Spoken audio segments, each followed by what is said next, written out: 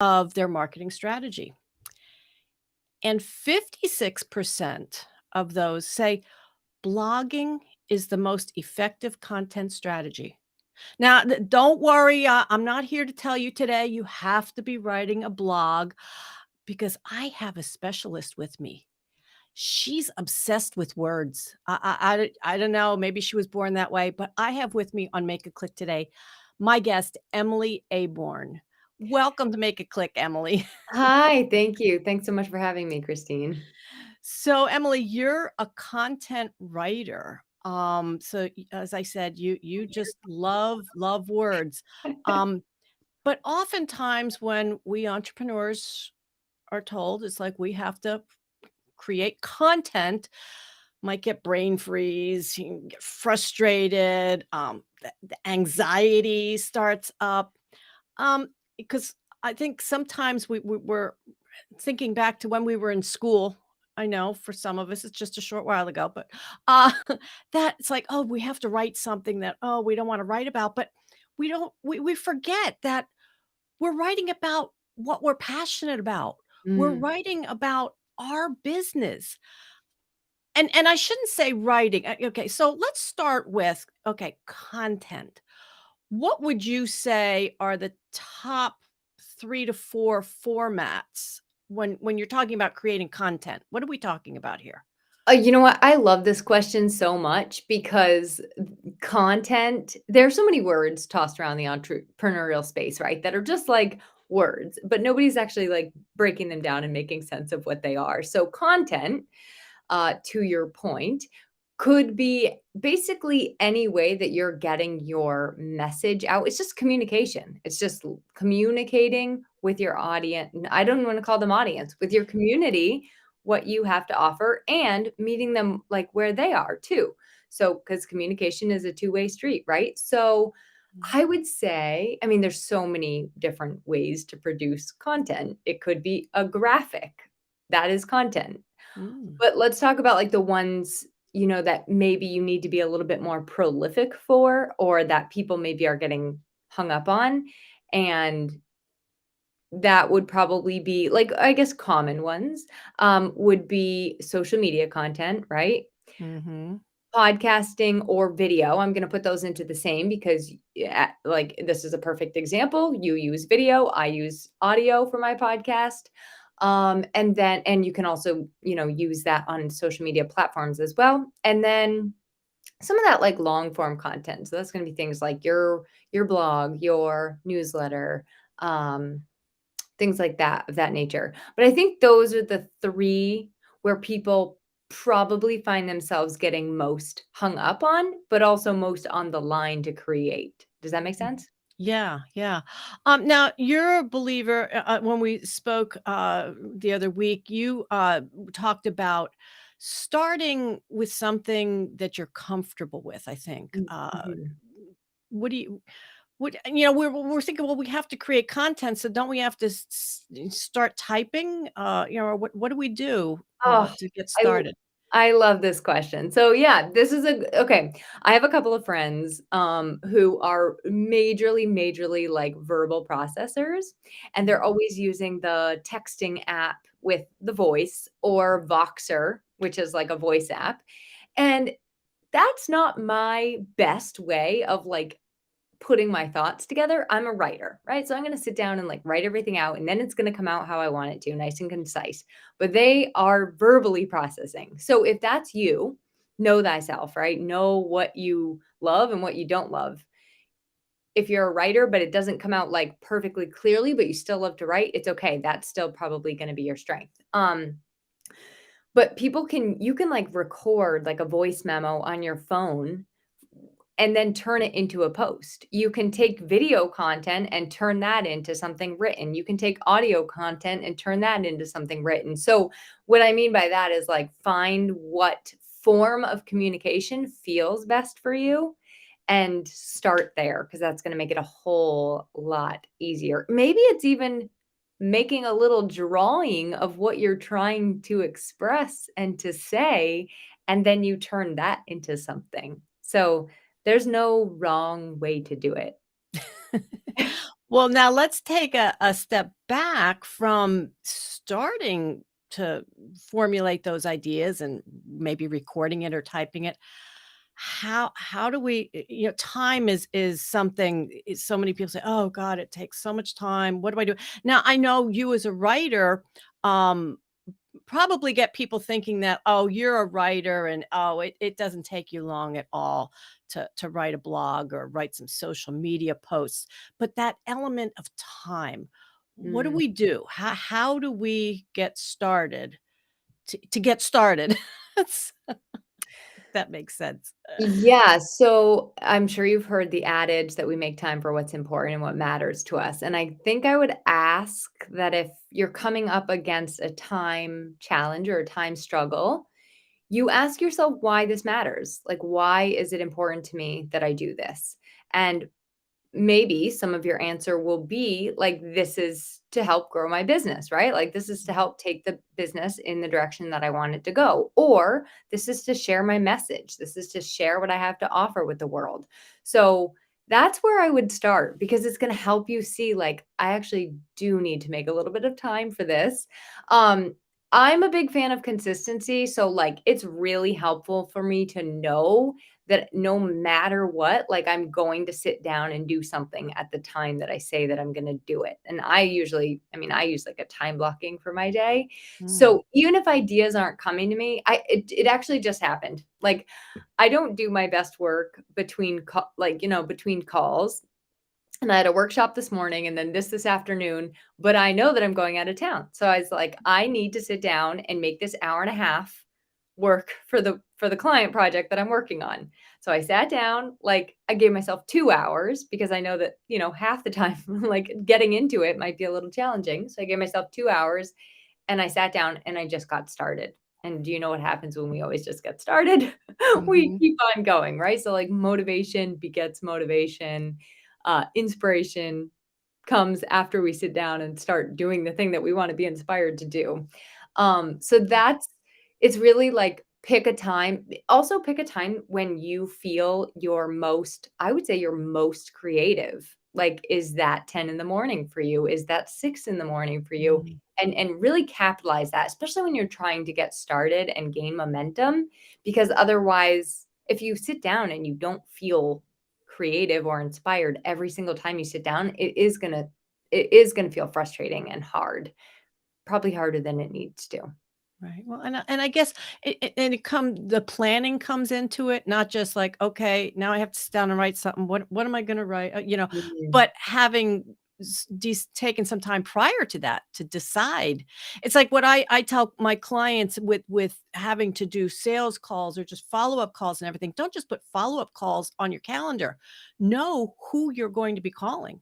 mhm. Because that time's gonna come, and then you're gonna be say, "Oh, who am I following up with?" So it's again starting before that to even know exactly what you're working on. And yeah, the time blocking is so much. Now you had said about a 2-hour time block that you had for yourself. To help our listeners feel a little bit better about themselves, how many hours a week? I don't want our listeners to say, "Oh, Emily said this is how many hours I need to put on my calendar." But at just an average of an average entrepreneur, how many hours a week would you say we should be putting on our calendar? That's a great question. First, I wanna say the 2 hours, it was a research, I'm trying to research, like, search engine optimized keywords for someone, so it was a big Mm, undertaking, right? It's not just me sitting down, like, banging something out. Um, I think in my ideal world, it would take me 3 hours a week. I don't actually, like, have any sort of statistics or data to give you mhm, on average numbers, but I think that's a good expectation to set for yourself. It's hard, Christine, to answer that question because it also so depends on, like, what you're producing. mhm, Like, if you do a podcast, do you have a producer for your podcast or do you produce it yourself? Because you have to multiply your record time times about mhm. 4 if you're producing it yourself. So Yeah. It really that is such a hard question to answer while I love it. But, like, another tool I think is really nice to have in your back pocket is setting aside what I call a CEO day, and that's like a day in your week, and maybe it's just half a day to get yourself started, but where you're looking at that big picture strategy and you are creating some of those content pieces for yourself so that every single day it's not like you just wake up and you're like, "Oh my god, what am I sharing? What am I doing?" And you are putting in some of that planning time and blocking it off so that no clients can reach you, Mhm, nobody's texting you, you have no distractions, and you can just clearly focus on some of those higher level things. mhm.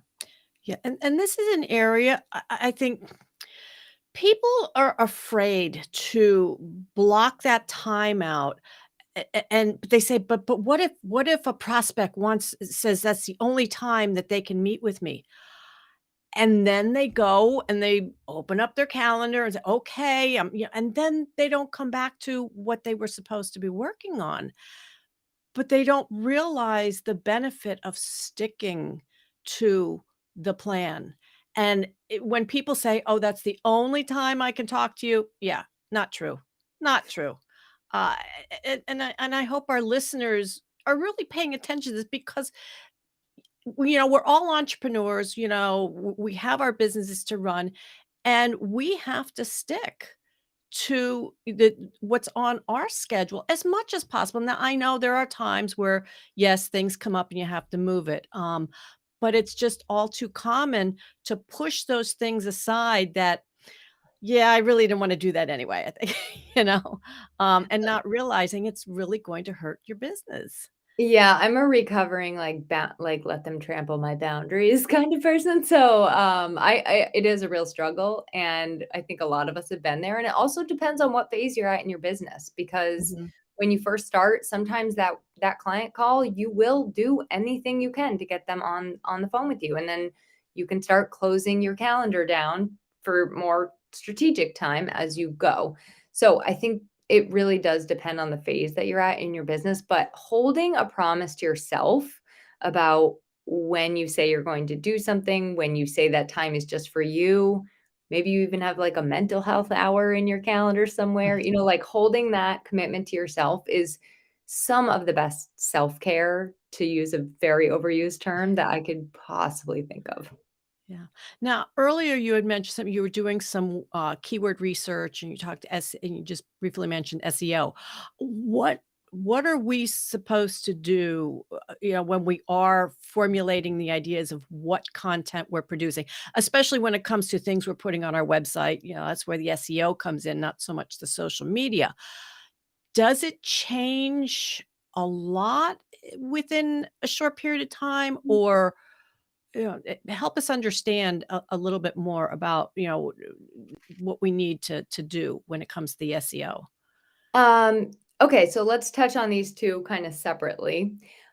So I think of content as a bridge, right? It takes your client to reach you by crossing that bridge. So you do have to think to yourself where they are right now, and not Mhm, just like where they are geographically, like that's the demographics and stuff. But I'm talking more like the psychographics, like where are mhm, they mentally? What is motivating them? What is their challenge and their struggle? And then one thing I really love knowing about my clients, and this is a question I ask on my discovery calls, is like, what was the tipping point, or what was the straw that broke the camel's back? Basically, like, so how did you decide that you were going to finally like take this step and contact me? And they mhm, tell me stories like, I was sitting on my couch and I was going to get ready to write something, and I was just like, I hate this. Why am I doing this? So I was on Google like searching for help, so then I start to hear that language, and I'm able to bridge that in my content. Then I can mhm. speak right to that point, like, okay, if this is you right now sitting on your couch, like banging your head against the computer, I can help you. I can help save you and your computer. Um, so thinking about that, because our customers often come to us at different points of the journey, right? Sometimes they come when know what the they know they have a problem, but they don't know what the problem is. Mhm. Sometimes they come to us when they know what the problem is, And sometimes they come to us when they know we are the solution. So like there's kind of different stages of the buyer's journey. Um, and you can speak to all of those. But I'm gonna like go off on a slightly different tangent. So if you think about your own goals, like Christine's goals, and you sit down and you say, okay, this month, when my friend Laurel, her last name is Boyven, Laurel Boyven. She challenged me in this exercise called Wouldn't It Be Great If? And I do it every month now because I'm like, this is so fantastic. So, wouldn't it be great if, I signed on 5 new clients this month? I got on 6 podcasts this month. Like, make your own wouldn't it be great if list. And right there, you have some of what will direct you in your content because Mm, these are the things that you're like, okay, I'm working towards these. How am I going to do that? And you can tie them back to who you're trying to speak to. So if I'm trying to get on, if I'm trying to get 5 speaking engagements, what do I have to do with my content to help get those people that are looking for mm. speakers to bridge that, right? So just kind of thinking about it. I mean, if you want to do it like on a monthly basis of just thinking about how to bridge that, that's where I would start is thinking about your own goals as a business owner and then tying those to your customers' goals or your clients' goals or your collaborators' goals. Yeah, yeah. Oh, that's a very good point you said about looking for speaking gigs and how to bridge your content to in order to make that happen. That's We a we great all tip. forget to do it. I forget to do it, so I'm like, "Why do I never mention this?" So, okay, our listeners, all right, that's golden. You're done for the day. So, Emily, this has been great information. What if our listeners want to get in touch with you? Do you have something that you wanted to offer them today? Sure. What I have is a little bit of a way to make some of the content that you're creating a little more fun by reusing some of the stuff you already have. Because Mm, here's the other thing, so much that you've already put out into the world is golden and you can reuse it in different ways and like make your life so much easier. So I wrote a blog, and in the blog, it has 3 resources. You can choose your own adventure. You can listen to the podcast, you can download like a workbook that I created, or you can read the blog. Either way, you're going to get all the information mm. you need to know to like make your own repurposing content a total breeze. And I like to make it like very accessible for people. So, whatever style of learning you prefer, it's right there for you. Awesome. And they can go to the your Bitly link, bit.ly/3 places, spelled out THREE places. This has been great, Emily. I think our listeners have gained so much, and maybe I'm hoping that some of the anxiety has been released from our Yeah. listeners. Yeah. I do have one final question for you, and this is more concerning you and your business. And when you think of all the years that you've been helping people with their content writing and you're building your business, I would imagine in the beginning, and maybe I'm wrong, that things didn't go as planned and there might have been some rocky roads there or something. Is there anything that comes to mind that when you learned a concept or you hit upon a tech tool that you can say, "This is what really made a difference for me and my business?" Ooh, I have a good one that's pretty recent. I mean, I could regale you with stories all day, but I have recently started automating my some of my client processes through Honeybook, and it allows you to kind of like send a proposal and a contract and book your appointments, and it makes it so easy for Mm, me to keep in contact with my clients, keep everything all in one place.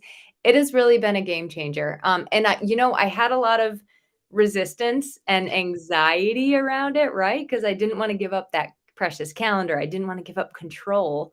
And when I did, I realized that it just kind of like paved the way for more. And it mm. was really, really good. So I would encourage if that's something anybody is still holding on to, as a sticking point, like, it's not worth you sending Google Docs back and forth to people, like, you can automate it, and it's Yeah. so easy, and it's not as expensive as you think, so Yes. Oh, Thank you so much for that. That's such a great tip.